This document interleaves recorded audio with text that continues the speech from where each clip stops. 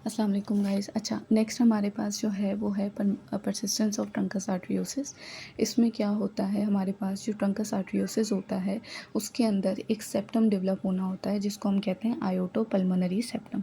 वो जो iodo pulmonary septum होता है वो डेवलप नहीं होता, जिसकी वजह से क्या होता है कि ये जो जितना भी ब्लड सिस्टम से आ रहा होता है ये डायरेक्ट सारा का सारा लंग्स में चला जाता है। ठीक है, अब देखते हैं क्या होता है इसमें।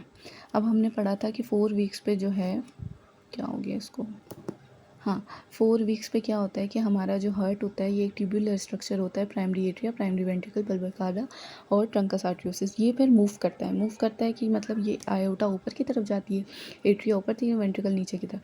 तो क्या होता है, वेंट्रिकल एक ट्रैक बनाता है, आयोटा एट्रिया इस तरफ आ जाता है और ये एक ट्रैक हो जाता है। ठीक है, बल्बस कावा और ट्रंकस आर्टरियोसिस। अब ड्यू टू सम रीज़न कि इसके अंदर क्या है कि एक सेप्टम डेवलप नहीं होता। ये जो सेप्टम होता है ये इसको डिवाइड करता है पल्मोनरी आउटफ्लो और आयोटिक आउटफ्लो में। ठीक है, और वैसे इससे पहले वाली वीडियो में मैं बता चुकी हूँ कि वेंट्रिकल में अलग सेप्टम डेवलप हो रहा होता है, इंटरवेंट्रिकुलर सेप्टम।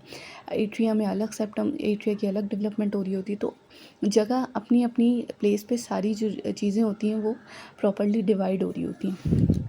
ठीक है, अब क्या होगा जब फेलियर टू डेवलप सेप्टम का आयोटो पल्मोनरी सेप्टम नहीं होगा तो क्या होगा कि जितना भी ब्लड होगा सिस्टम का वो डायरेक्ट लंग्स में जाएगा और लंग्स का प्रेशर बढ़ जाएगा। जब लंग्स का प्रेशर बढ़ेगा तो उसमें क्या होगी, पल्मोनरी हाइपरटेंशन।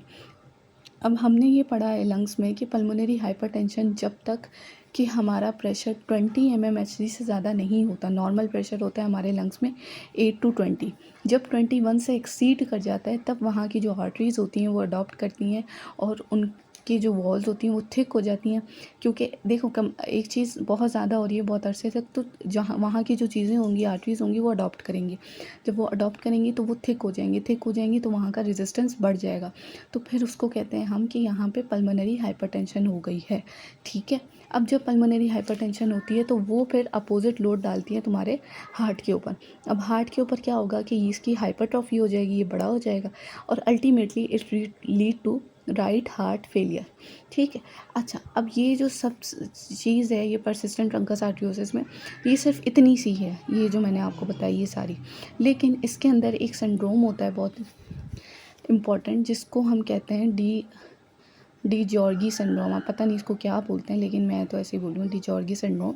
अब इसमें क्या होता है, इसमें मोस्टली ये बीमारी जो है ना इस सिंड्रोम से रिलेटेड है, एसोसिएटेड है, तो इसलिए हमें इसकी वजह से ये पढ़ना पड़ रहा है। अच्छा, अब इसमें क्या होता है कि हमारा जो 22 क्रोमोसोम होता है ये वाला, इसकी माइक्रो डिलीशन हो जाती है। मतलब छोटा सा ये पूरा क्रोमोसोम है, ठीक है, इसकी छोटी सी डिलीशन हो गई है। इस डिलीशन की वजह से क्या होता है कि जो हमारे फेरेंजियल पाउचेस होते हैं, फेरेंजियल पाउचेस थर्ड और फोर्थ वाला, वो डेवलप नहीं होते हैं। अब फेरेंजियल पाउचेस क्या होते हैं, अगर हमें एम्ब्रो में थोड़ा सा याद हो तो क्या होता है कि जब हमारा जो एम्ब्रियो होता है वो डेवलप हो रहा होता है तो वो एक पूरा एक नोटोकॉर्ड स्ट्रक्चर्स होते हैं इस तरह करके। ठीक है, मीज़ोडर्म होती हैं, फिर एक्टोडर्म और ये लेटरल प्लेट्स होती हैं ये। ठीक है, अब ये जो लेटरल प्लेट्स होती हैं ना, ये जब बाहर से हम बाहर वाला ओवरव्यू देखेंगे इसका, तो ये जो है ना ये करके ना पाउचेस बना रही होती हैं।